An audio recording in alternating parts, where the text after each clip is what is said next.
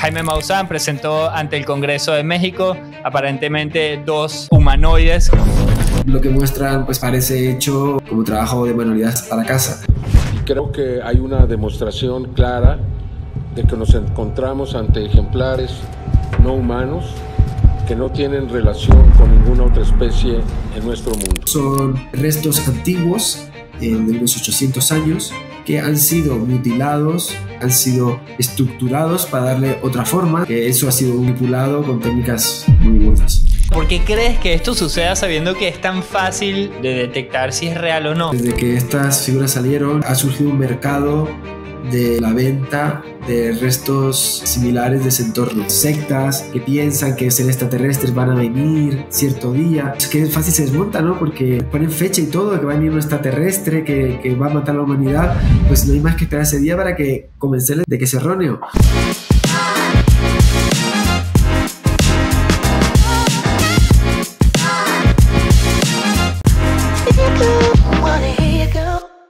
Hola a todos, bienvenidos a otro episodio de Superhumanos. Yo soy Gabriel Gagliardoni y mi ambición con este podcast es traerles las ideas y personas más interesantes del mundo hispano. Hoy tengo el honor de traerles al sobrino, al heredero y discípulo de Albert Einstein, el genio físico Javier Santaolalla. Javier es un físico de partículas y licenciado en Ingeniería de Comunicaciones, además de ser un apasionado divulgador científico que seguramente han visto en las redes sociales o en su canal de YouTube Datum Blog. También ha trabajado en el CERN, donde colaboró en el descubrimiento del bosón de Higgs. Y como si fuera poco, Javier también ha escrito un par de libros de divulgación científica. Hoy estoy muy emocionado porque vamos a tocar un tema que está súper caliente, que es el tema de la vida en otros planetas, y justo queremos una perspectiva objetiva y basándonos un poco en evidencia científica. Así que bueno, traemos a Javier por aquí. Javi, gracias por el espacio y gracias por tomarte el tiempo de estar aquí con nosotros. Muy bueno, Gabriel, un gusto y bueno, con muchas ganas de esta conversación que espero que sea de mucho interés para tu público. Buenísimo, Javi. Sí, yo, como te estaba comentando antes de arrancar, la verdad es que tengo una lista de preguntas enorme que me encantaría que profundicemos en todo eso. Como te comentaba, yo no soy ningún experto físico, ni cuántico, ni nada, pero siempre me encanta absorber conocimiento de personas como tú, ¿no? Y un poco arrancando por el tema del conocimiento, Javi, sé que llegaste a las Canarias a los 12 años. ¿Qué impacto tuvo esa llegada a las Canarias en tu vida y como en tu persecución del conocimiento científico? Bueno, allí yo me formé como persona en el sentido de que llegué muy jovencito, muy chiquitito, y todos mis recuerdos de infancia, adolescencia, juventud están allí. Y el impacto que tuvo en ciencia pues es difícil de establecer, porque al final yo soy una persona curiosa por naturaleza, y si hubiera crecido en Albacete o en Toulouse o en Buenos Aires, habría sido una persona también con inclinación hacia el conocimiento y la ciencia. Pero es verdad que las Islas Canarias tiene uno de los mejores cielos del mundo. Es el más limpio de Europa, con unas condiciones de observación astronómica muy privilegiadas, y eso hace que haya un contacto y una conexión con las estrellas que se vive desde bien chiquitito. Entonces es posible que eso también haya jugado un papel en todo esto. Ahí, pero lo dices por un tema de contaminación lumínica, hay observatorios y todo este tipo de cosas.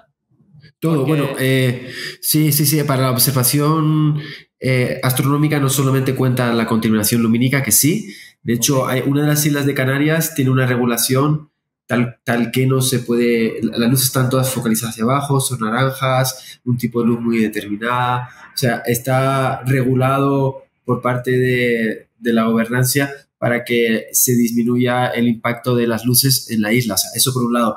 Pero por otro, es verdad que son islas que, debido a los vientos y su condición geográfica, las condiciones de observación, de polución y demás, calidad de la atmósfera, hace que haya una visibilidad mejor de las estrellas. Entonces, no solo contaminación lumínica, no todos los sitios son iguales en cuanto a la turbulencia del aire, por ejemplo.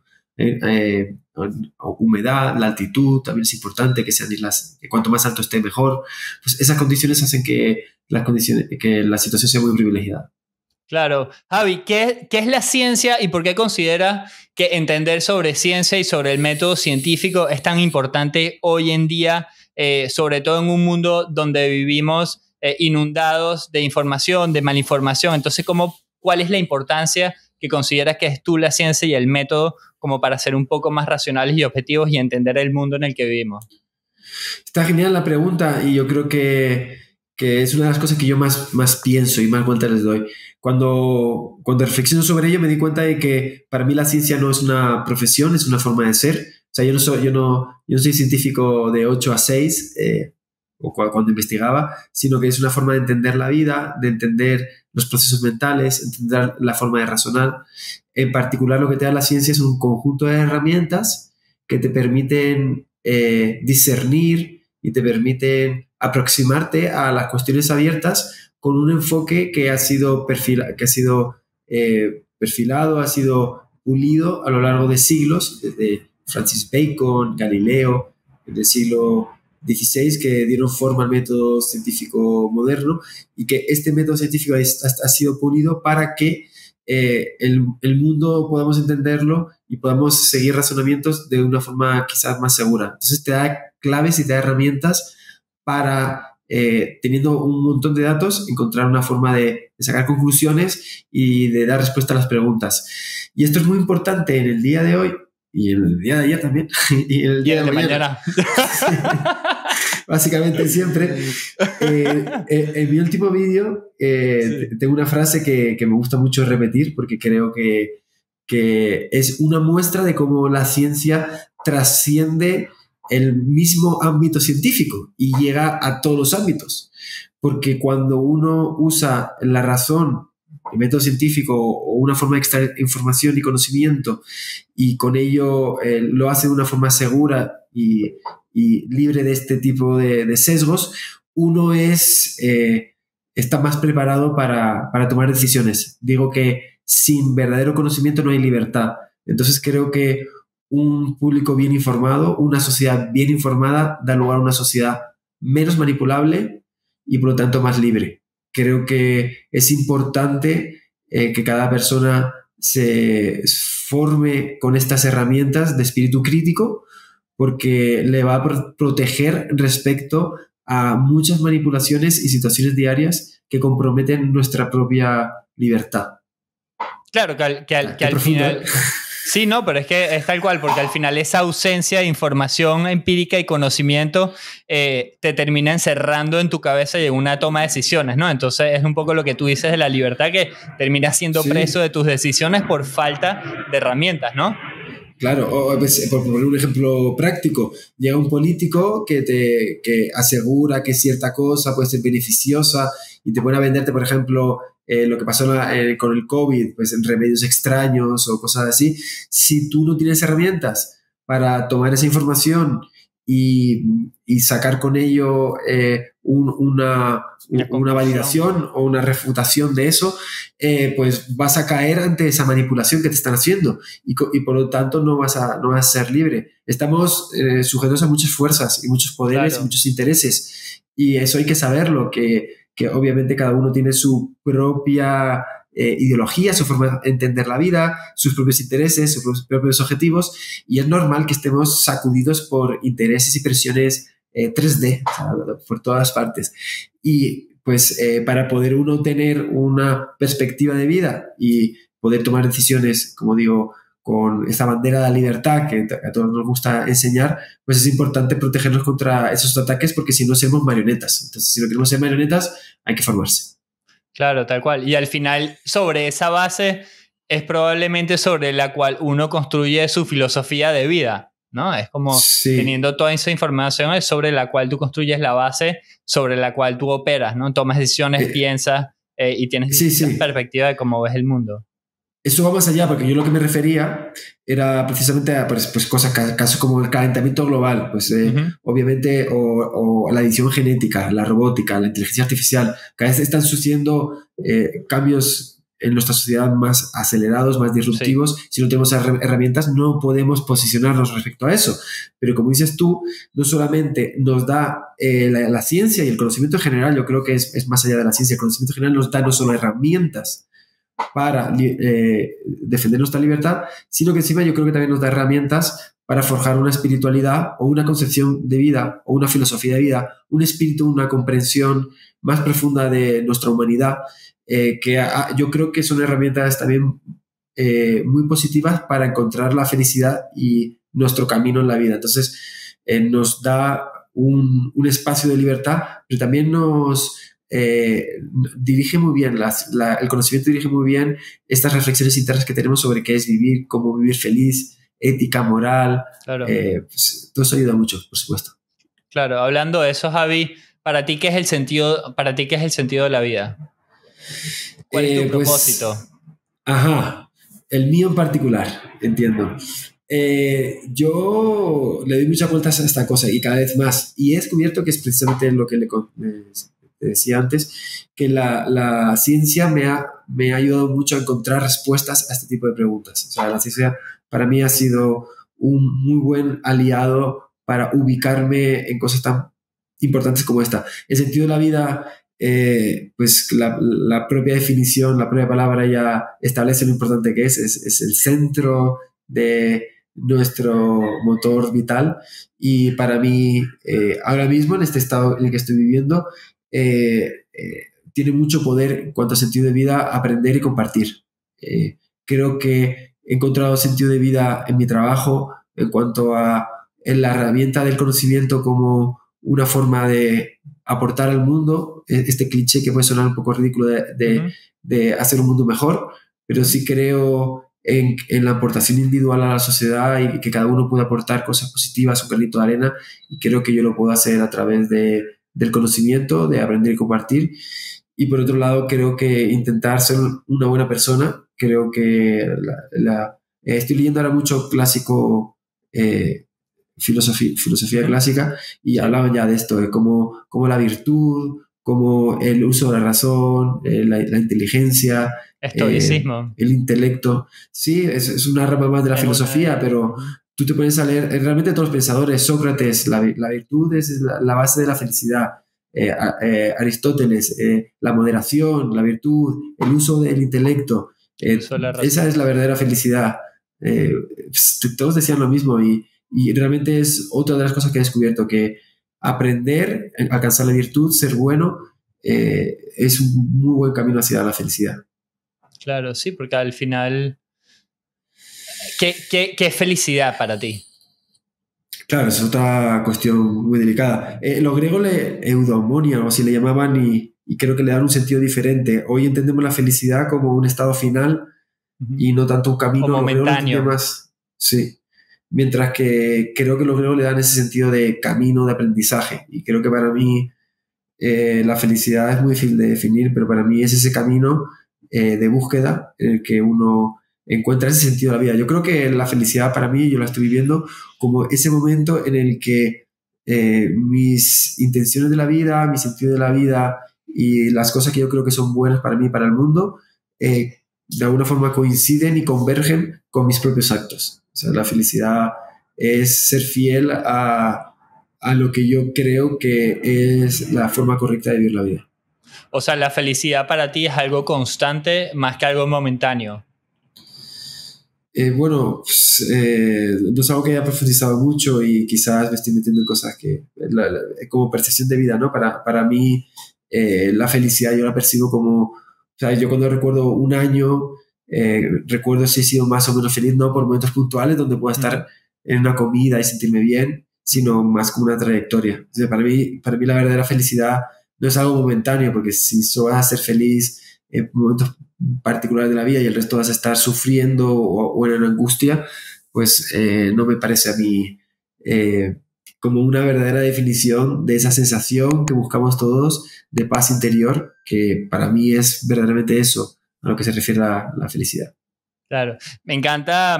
Estuve obviamente viendo mucho contenido tuyo, estudiándote, y me encanta algo tuyo, que es algo que admiro, que más allá de un pensamiento científico, también te vas mucho por el lado de esto que estamos conversando, ¿no? Filosofía, como profundizar como en todo ese lado humano.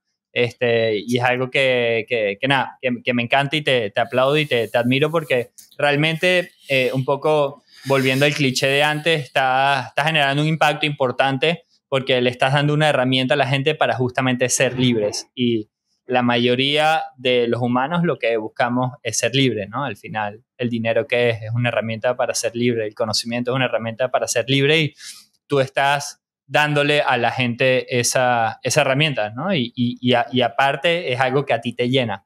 Entonces, me imagino que todo eso justamente es lo que hace que ahora estés recorriendo este camino tuyo que te hace estar tranquilo contigo mismo y feliz. Pero bueno, Sí. no... Sí, bueno, sí, al respecto, sí. Que si no te importa, pues yo empecé mi carrera como divulgador científico muy en parte porque yo fui un adolescente, un joven para el cual el mundo académico, la escuela y la educación le pasó por encima. No consiguió permear y no consiguió encajar o no consiguió de alguna forma sintonizar conmigo.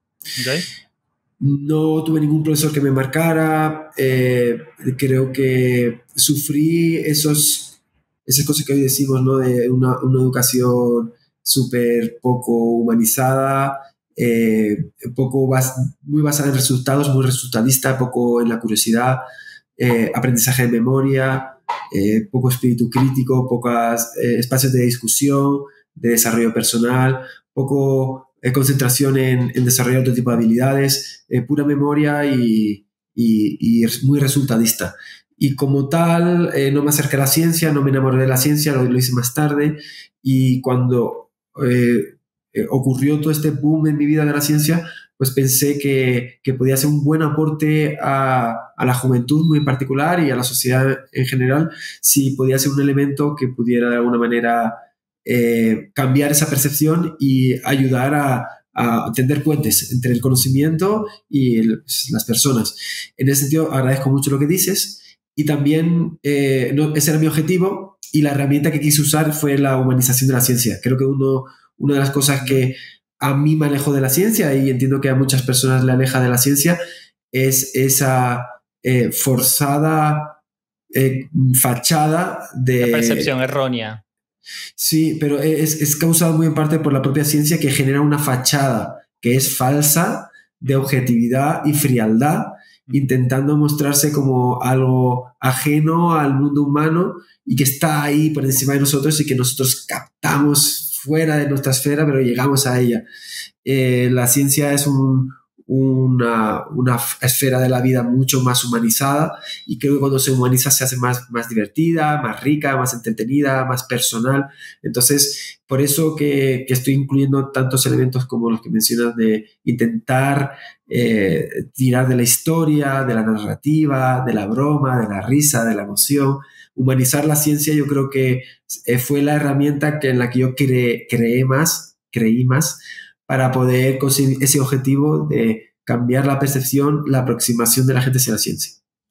Claro, sí, totalmente. Es que yo tengo recuerdos de bueno, cuando uno era chiquito, que estabas en el colegio y automáticamente asocias la ciencia con algo extremadamente crítico, objetivo, incluso egoísta. Creo que aquí corrígeme si me equivoco porque tú sabes mucho más de esto que yo, pero quizás en el espacio de la ciencia también puede haber, no sé, mucha guerra de egos, egoísmo también, y como poca apertura para bueno, quizás también aceptar de que dentro de lo mucho que sabemos muy poco también, porque imagínate, el mundo es tan extremadamente amplio que al final, ¿qué sabemos? ¿No? Sabremos muy poco.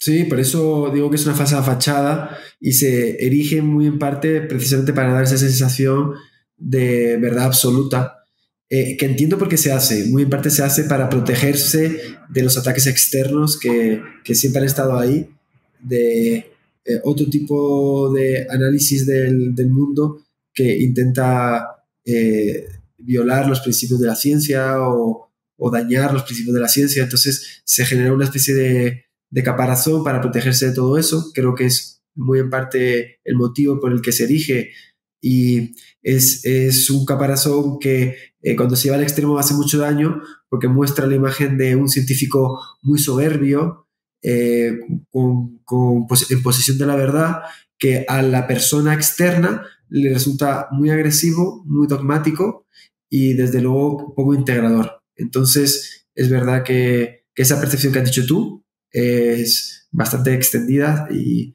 creo que hace mucho daño a la ciencia. ¿Y sientes que eso ha venido cambiando en los últimos años, sobre todo con todo el tema del internet, redes sociales, que un poco para educar también tienes que entretener, que es lo que haces tú, ¿no? ¿Cómo haces para empaquetar el conocimiento de una forma que para la gente le sea atractivo? Sí, efectivamente. Precisamente a eso me refería con humanizar. Creo que toda esa percepción arrogante y vender la ciencia como una verdad absoluta es algo que daña a la propia ciencia y que la mejor forma de romper esa percepción, que yo creo que es muy dañina, es precisamente humanizarla. Pues la ciencia la hacen científicos, que son personas normales, que tienen sus sesgos, pues obviamente... Como todos.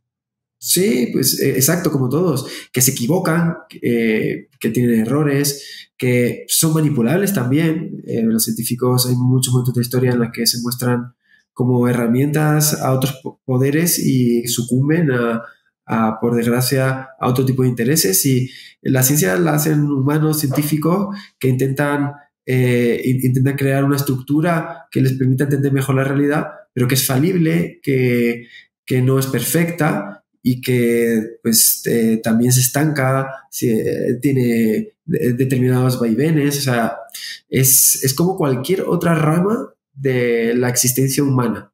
O sea, no es nada especial que esté a un nivel superior, y simplemente pues es una forma muy bonita de entender el mundo, pero como cualquier otra forma de entender el mundo, no es superior, no es mejor, no es... Claro, sí, es una herramienta más, claro. Javi, vayamos a la candela. Vayamos a la candela. Vamos al lío, ¿no? Vamos al lío, vamos a meternos en el lío, porque al final está en nuestro ADN estar buscando respuestas a lo desconocido. Y bueno, todo este tema de la vida en otros planetas es algo que a muchos de nosotros los humanos, a mí también particularmente, es algo que me explota la cabeza. Todo lo que es relacionado al cosmos es algo que me explota la cabeza, todo lo desconocido.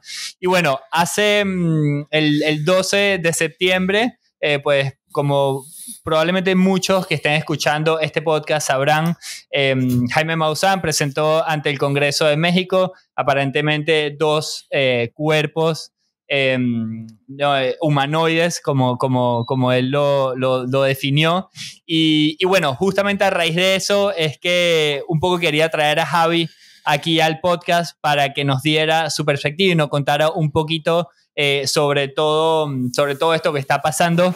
Así que más allá de yo dar una intro de todo lo que está pasando, bueno, ¿quién mejor que tú, Javi? Si nos puedes dar un poco el contexto primero de toda esta situación.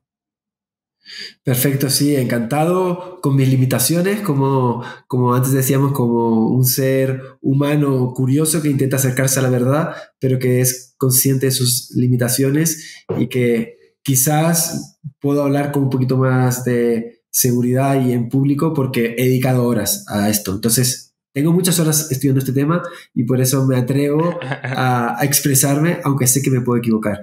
Bien. ¿Qué ha ocurrido? Pues lo primero es que no voy a contar toda la historia porque es demasiado extensa. Sí. En mi canal de YouTube ahí he estado subiendo vídeos. Yo así les que pueden encontrar más información si tienen curiosidad.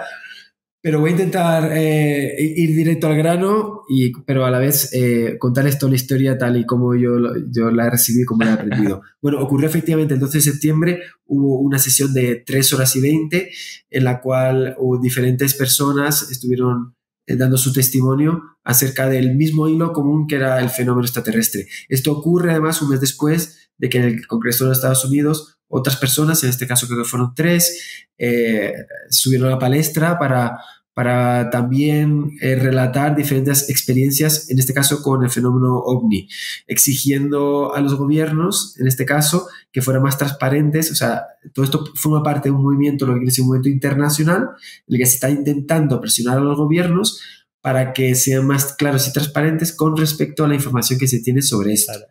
¿Qué ocurre? Que ocurrió primero en Washington y luego ocurrió en México. En la de México ha sido un poquito más llamativa porque ya no solo contó con 3 personas, o las que sean, que hablan del fenómeno ovni estándar, es decir, veo algo en el cielo que no sé lo que es, sino que se atrevieron a mostrar estos seres que decías. O sea, fueron un pasito más Yo voy allá. a poner aquí, pongo aquí las imágenes después. Sí, lo de Washington, el tipo que habló decía que están en posesión de ciertos cuerpos. Aquí ya vamos un pasito más adelante y se muestran estos cuerpos. Es verdad que yo creo que cualquier persona que haya visto esto, lo primero que le sale una carcajada. Y yo siento... Una cosa que he intentado también en mi carrera es precisamente no caer en la burla fácil, sí, ni caer en el mecanismo del ridículo como argumento a la hora de tratar un debate o una cuestión, claro, sino que intento no ir por ahí, porque es un camino que no aporta nada, sí, y que no creo que sea positivo para nadie, no enriquece. Sí, un poco lo que hablábamos algo antes, ¿no? El tema de la humildad intelectual y de buscar la verdad. Es un tema de buscar la verdad. Y de escuchar, de entender otras posiciones, o sea, mente súper abierta, intento no estancarme en ninguna posición, sino estar abierto a otras posibilidades, pero es muy difícil que ante esta situación no te salga una carcajada, porque es verdad que lo que muestran pues parece hecho por un estudiante de secundaria como trabajo de manualidades para casa. Eso es la primera sensación que uno tiene cuando lo ve. Pero es que cuando uno va a las fuentes científicas que han analizado esta cuestión, uno descubre que no solamente es una impresión, sino que realmente fue eso. Entonces, la historia, yo he podido hablar se llama Flavio Estrada Moreno. Él es un investigador peruano. Es arqueólogo. Tengo por aquí, si me dejas un segundo, su semblanza rápidamente. Es arqueólogo forense en el Instituto de Medicina Legal y Ciencias Forenses de Lima, miembro fundador del equipo forense especializado del Ministerio Público y miembro de la Asociación Latinoamericana de Antropología Forense. No me gusta caer en la falacia de, ¿qué le llaman? ¿Cómo es? Falacia ad nominem o de autoridad. Sí, pero sí es importante pues que el hecho de que algo venga de alguien, un hombre, claro. Sí, lo importante son los argumentos, no los títulos. Pero a ver, si yo tengo una dolencia en la rodilla, voy a escuchar más la opinión de un médico que el de un periodista. Claro, que ese creo que es uno de los temas delicados en este caso, que también estuve investigando, que una de estas 3 personas, el americano científico que tiene más de 1000 papers y tiene una reputación de 130 puntos, que bueno, ya eso tú sabrás mejor que yo, pero al parecer es una persona súper respetada en la comunidad científica, ¿no? Que son justo el tema interrogantes que a uno le hacen cuestionarse. Sí, es importante tener en cuenta de dónde procede la información y obviamente no toda la información tiene la misma validez. No es lo mismo que venga Jaime Maussan a contarme algo que si hay un consenso científico. Bueno, para no liar, hablé con Flavio Estrada. Flavio Estrada es investigador, tuvo acceso a estas muestras y las estudió en su laboratorio con técnicas científicas estándares de arqueología y de la ciencia en general. No solo él, ha habido muchas personas del mundo científico que han tenido acceso, y lo que voy a contar es un consenso científico. No estoy contando la palabra de este señor, estoy contando lo que ahora mismo, si preguntas a cualquier arqueólogo del mundo, te va a decir, cualquiera. O sea, básicamente no es que haya bando, es unanimidad plena y absoluta. Lo que hay es que se trata, además, es que es tan básica, las pruebas son tan básicas que ni siquiera hace falta ir a un arqueólogo, ya cualquier biólogo te lo va a poder decir. Básicamente lo que ocurrió es que en el año 2016 aparecen, no se sabe de dónde, estas figuritas, estos muñequitos tan particulares, se hacen populares en internet por esto de las redes sociales y demás, hasta que llegan a manos de Jaime, que los populariza y genera todo este boom de los seres no humanos de Nazca. Llega entonces la ciencia y quiere intentar entender qué está ocurriendo y hace un análisis. ¿Qué encuentra? Pues encuentra que en efecto son restos antiguos de unos 800 años cuando se datan, o sea, son huesos antiguos, son huesos humanos que han sido mutilados y han sido cercenados y han sido estructurados para darle otra forma. Se han quitado dedos y se han colocado como falanges, por ejemplo. Se han cortado huesos para darle menor tamaño. Y todo esto se puede ver pues, a través de los estudios que se realizan sobre estas figuras. Luego se han ido pegando con cola sintética, que es lo que se ha podido ver. O sea, ese material lo detectaron, pegamento sintético. Sí, han detectado huesos reales de humanos antiguos. Por eso la datación y todo eso da precisamente esta antigüedad. Se ha podido ver que se han utilizado elementos sintéticos para producir las uniones, cola, básicamente, y no cola natural, sino sintética. Y se ha envuelto todo con fibra vegetal y se ha puesto algo por encima también para dar esa sensación de piel. O sea, básicamente se ha hecho una piel también sintética. Peor aún, el cráneo es el de un animal, tipo una llama, que lo que han hecho es darle la vuelta y cortarlo. Tallarlo. Sí, de manera que lo que es la cara de ese muñeco es realmente la cabeza, la parte de atrás de la cabeza de un animal.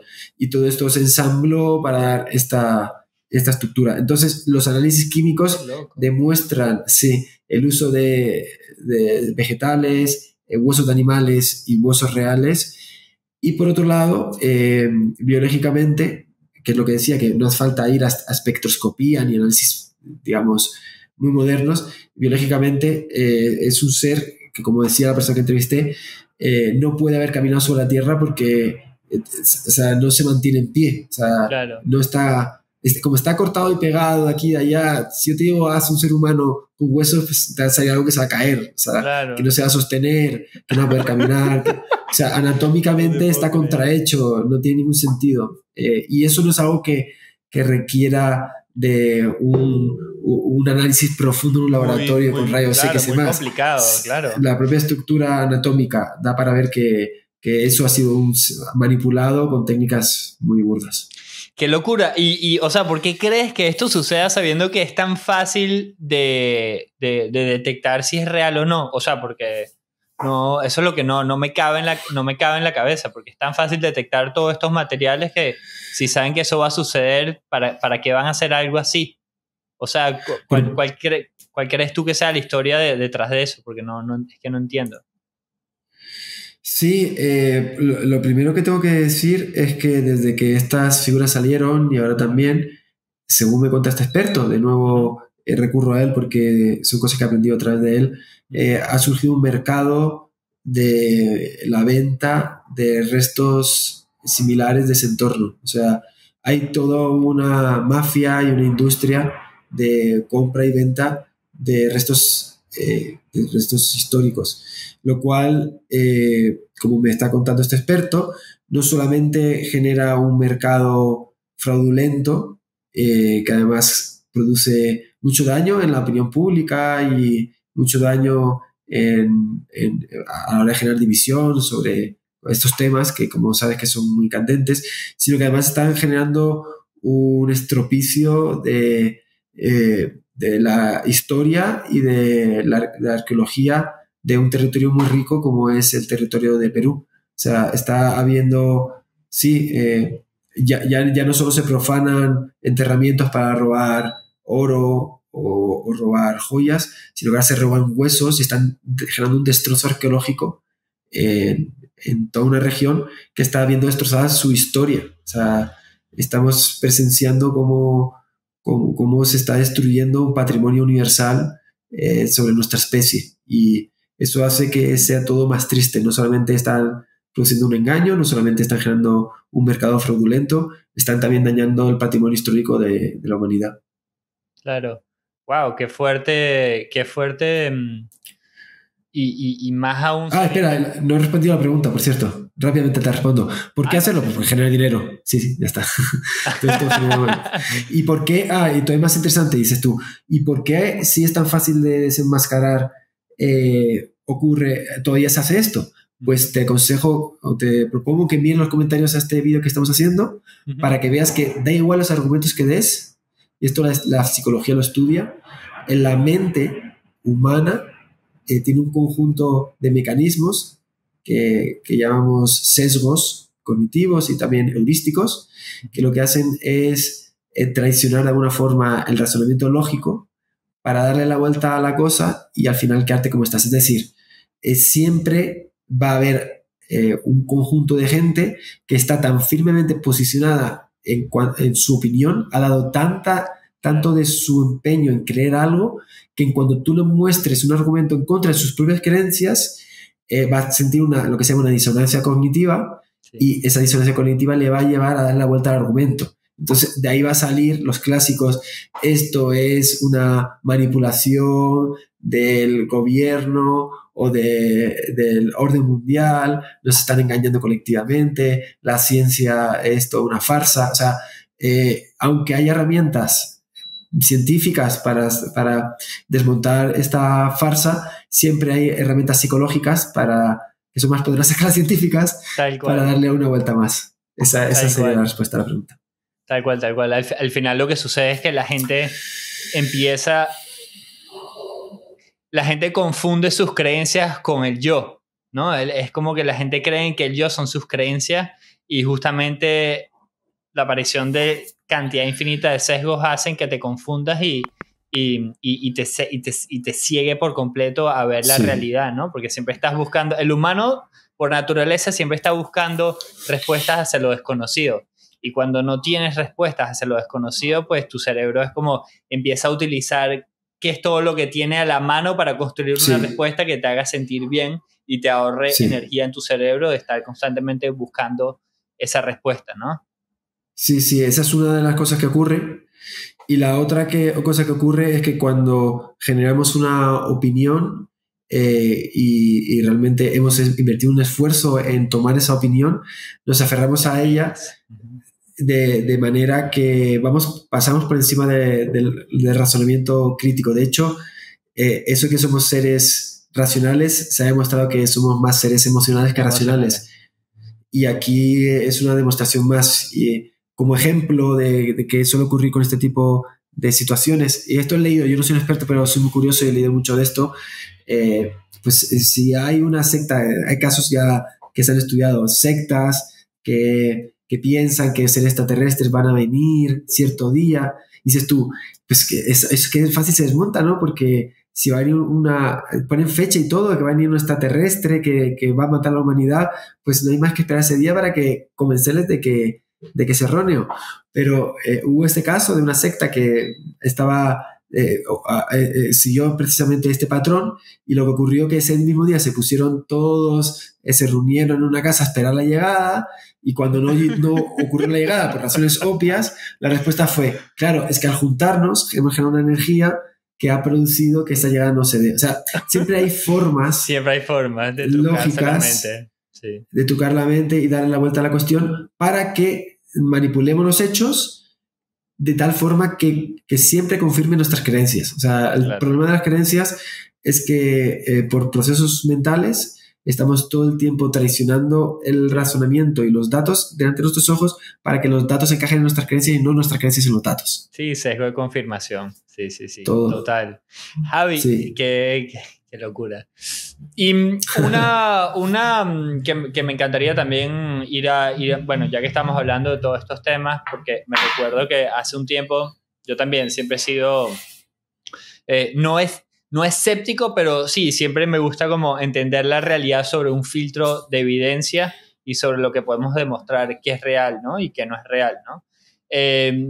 Y me recuerdo haber visto un podcast hace, no sé, varios par de años, yo sigo mucho a Joe Rogan, y Joe invitó a, creo que se llama Fravor, agente de la David Fravor, es un Navy Commander de US ex-military, que básicamente muestran unos videos de como un objeto volador que se mueve de una forma horizontal y vertical, que eso lo voy a poner aquí para que se pueda ver en la pantalla y la gente lo pueda entender, pero básicamente son unos videos que se filmaron desde estos aviones militares en donde detectan estos objetos que se mueven de una forma que nunca lo habían visto antes, porque es como la aceleración sucede muy rápido, ¿no?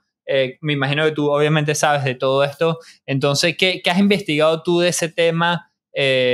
Sobre toda esta información que podría potencialmente tener un gobierno de Estados Unidos, o cuál es tu perspectiva y posición sobre información que o no existente o información que tienen guardada desde hace muchos años y no quieren revelar. O sea, qué opinas tú de todo eso?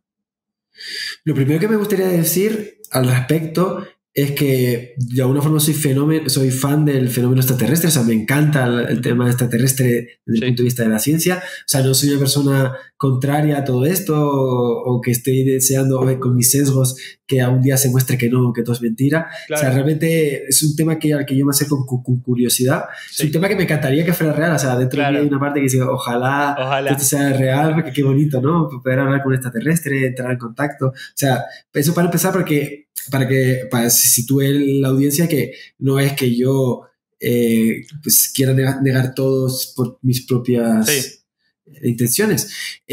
Y al respecto sí he de decir que o sea, es un tema tan complejo y hay tan poca información que no he podido hacerme una opinión demasiado cerrada. Es decir, hay vídeos, pero la evidencia es débil y cuando un científico ve algo que no puede explicar, genera hipótesis.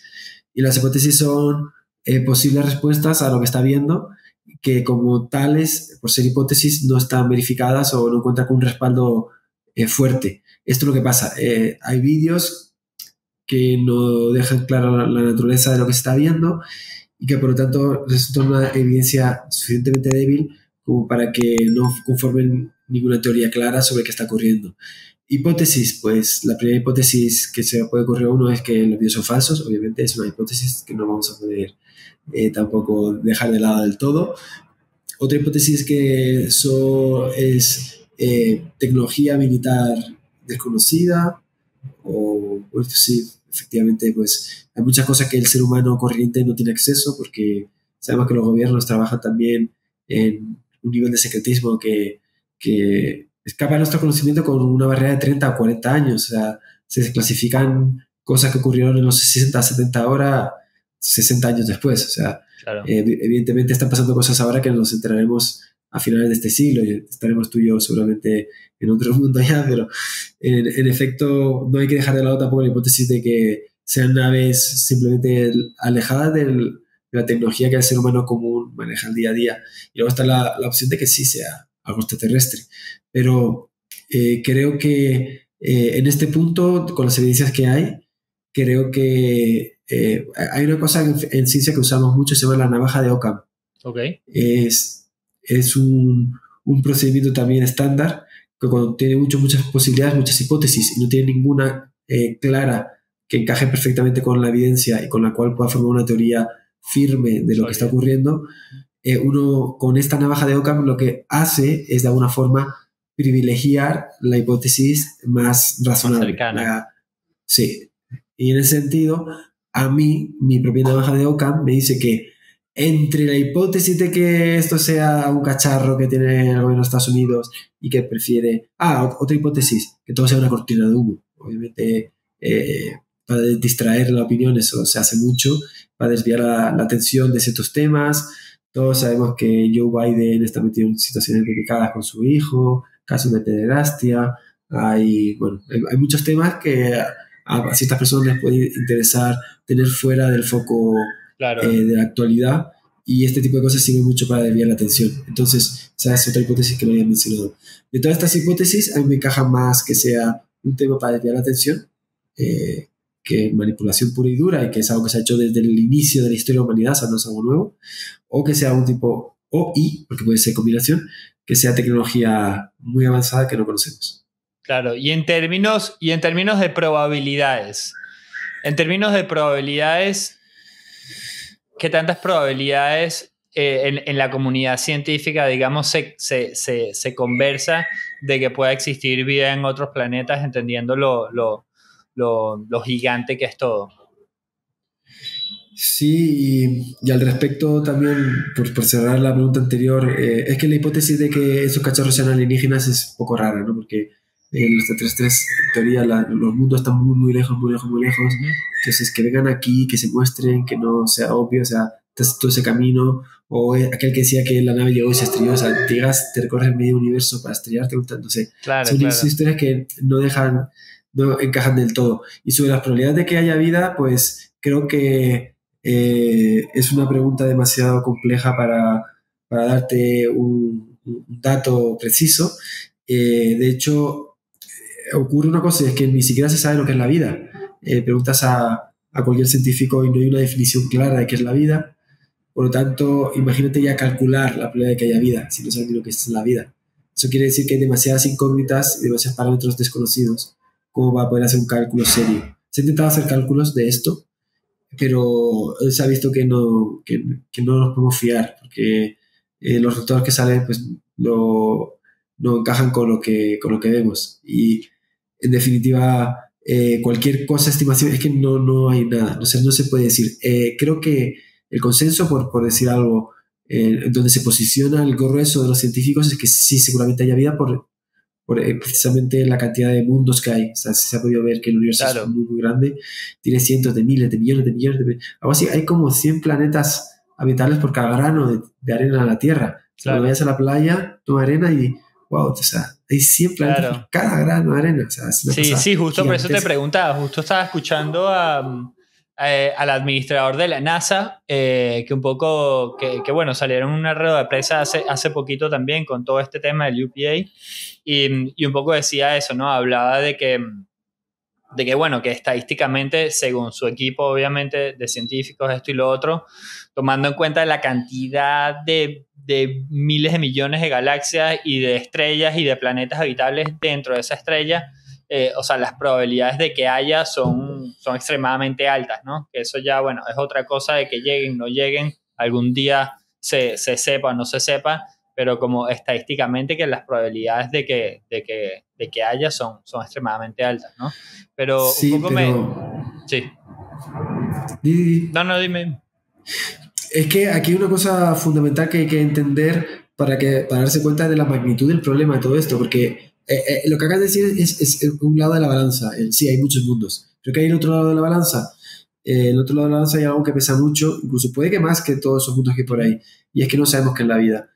Y aquí entra una cuestión muy delicada, pero que me encanta contar porque creo que muy poca gente sabe. Creo que es verdaderamente muy, muy interesante. Cuando se pusieron a estudiar la vida hace 100 años, de hecho, hace 200, 300 años se pensaba que la vida era algo ajeno a la química. Hasta que se consiguieron sintetizar en un laboratorio moléculas orgánicas. La urea fue la primera molécula orgánica y luego se han hecho más.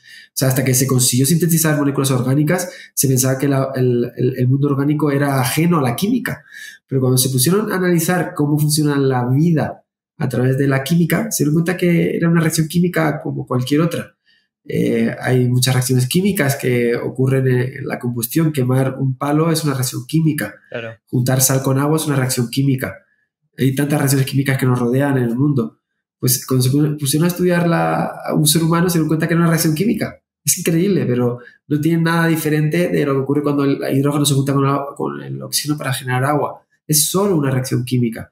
Entonces dices tú, wow, pues si hay tantos mundos y la vida solo es una reacción química que se da cuando ciertos elementos se juntan, pues habrá mucha vida, porque efectivamente la química aquí y la química en Alpha Centauri o en la galaxia de Andrómeda o en el confín del universo se supone que es la misma. Entonces debería darse de forma muy fácil. Sin embargo, y aquí viene el conflicto, la vida en la Tierra ocurrió muy pronto. O sea, la Tierra surgió hace 4.500 millones de años y muy verdad, al principio era una bola de magma con unas condiciones imposibles para la vida, pero desde que pudo surgir la vida, surgió. Es una cosa que tienen los científicos intrigadísimos de cómo surgió tan rápido. Pero solo ha surgido una vez. O sea, hubo de toda la química de la Tierra, hubo realmente, ¡pum!, se juntaron los elementos químicos y generaron vida. Y toda la vida que vemos alrededor es precursor, o sea, ha surgido a partir de ahí. de esa única chispa de vida. Todo lo que ves alrededor viene de ahí, de un único chispazo en toda la historia de la humanidad. Y dices tú, pues hay muchas cosas por entender, porque cómo surgió esa chispa de vida, qué diferencia vida de no vida, en qué momento, porque no fue algo inmediato, sino que fue progresivo, se fueron acumulando moléculas, se fueron haciendo cada vez más complejas, hasta que de repente esa molécula adquirió unas propiedades que hoy decimos, pues eso es vida, pero no es un blanco o negro, sino que hubo todo un proceso evolutivo que muy complejo de entender.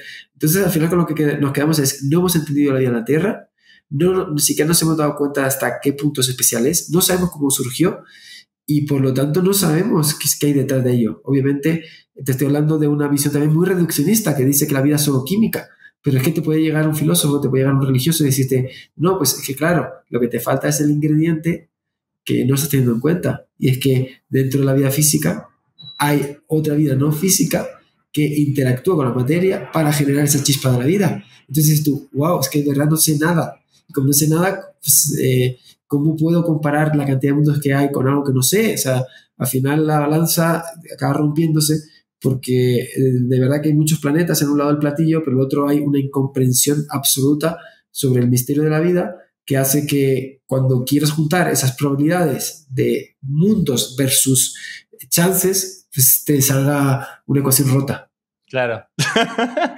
No, todos estos temas son extremadamente fascinantes. Quedé más confundido que antes. Quedé más confundido que antes. Pero ¿por qué explica algo mal? No, estoy echando broma. Javi, gracias otra vez por este increíble espacio y por tomarte el tiempo de compartir con nosotros todo tu conocimiento. Un gusto, un placer. Espero que les haya despertado un poco la chispa de la curiosidad. Y nada, pues nos vemos con más contenido de esas cosas que nos gusta compartir por el mundo. Buenísimo. Y vayan a ver el canal de Javi, les dejo los links abajo que está increíble. Listo, Javi, gracias. Súper, un gusto.